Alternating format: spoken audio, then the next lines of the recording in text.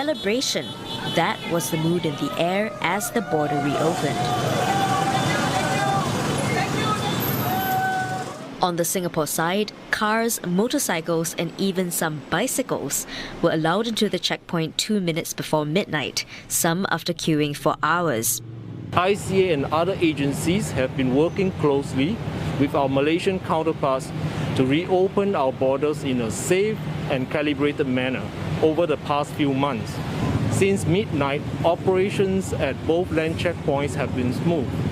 Travellers with the required documents were cleared through checkpoints smoothly.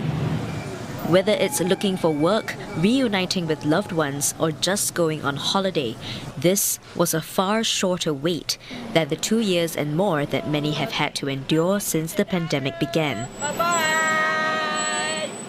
In the early part of the day, just after borders opened, we did observe that it takes about 5 minutes to clear each car across immigration here on the Singapore side. And we do know there are 36 car counters available, and authorities are prepared to use all of them if necessary. And we also know that if you're a single driver without any passengers, there's automated clearance as well. As for those crossing the 1 kilometre causeway on foot, they started arriving 4 hours before the border reopened. For one early bird, it's the first time in 2 years he's returning home. So very happy. How to say? I cannot to say that. Because 2 years here. Sometimes WhatsApp not enough. This tonight come. Wow, very happy. Eventually, a line of over 150 travellers formed with 2 hours to go. I think it starts 12 a.m. Maybe a bit long queue, so I don't want to rush. Then I plan to go out for early.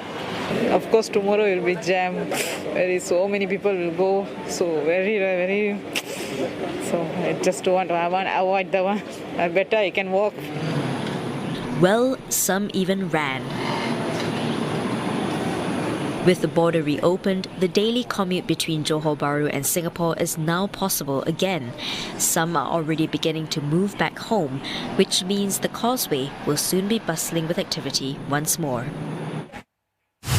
Jeraldine Yap is at the Woodlands Checkpoint in Singapore this morning for us. So Jeraldine, what's the situation like there right now?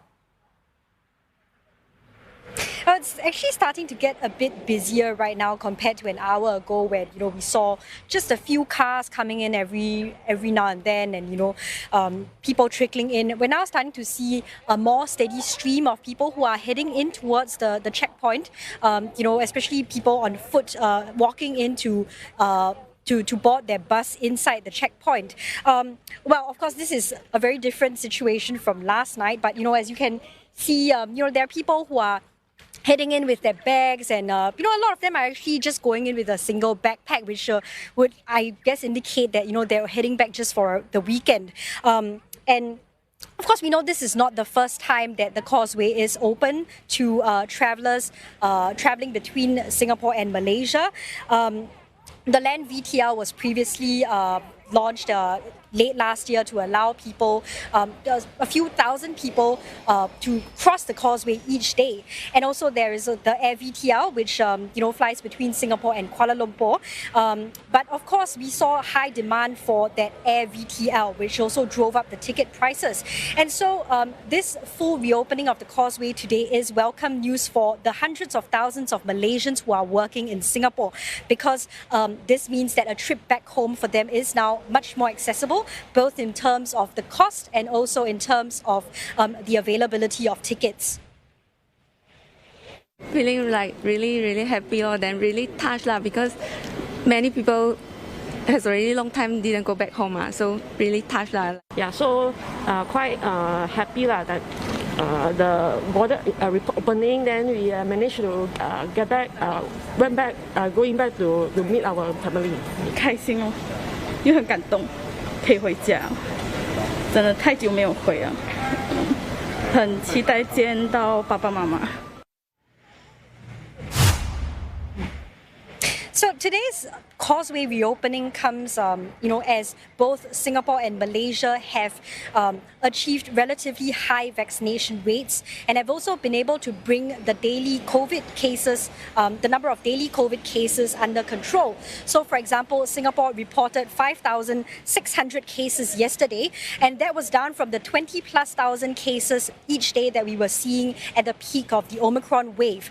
But of course, authorities on both sides are also closely watching the situation because, of course, the Singapore government is, being very careful about not bringing in another transmission wave.